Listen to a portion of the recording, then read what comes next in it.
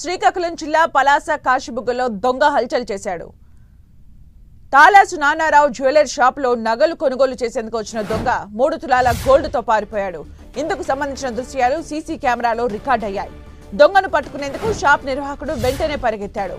అనంతరం పోలీసులకు ఫిర్యాదు చేశాడు. కేసు నమోదు చేసుకున్న పోలీసులు సీసీ కెమెరాల దృశ్యాల ఆధారంగా దర్యాప్తు చేపట్టారు.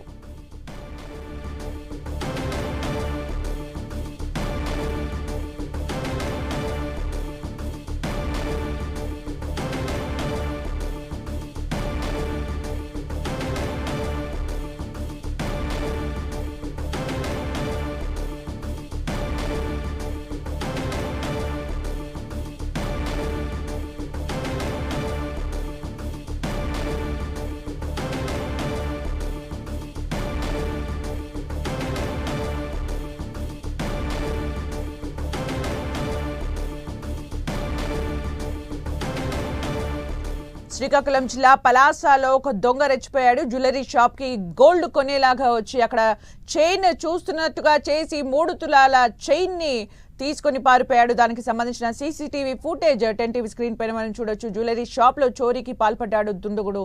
గోల్డ్ కొనే వ్యక్తిగా అక్కడికి చేరుకుని చైన్ చూయిస్తున్న క్రమంలో 3 తులాల గోల్డ్ చైన్ ని చూస్తూ అలాగే పట్టుకొని పారిపోయిన దృశ్యాన్ని మనం చూడొచ్చు. 10 టీవీ స్క్రీన్ పైన జ్యువెలరీ షాప్ లో రికార్డ్ అయిన సీసీటీవీ ఫుటేజ్ అది.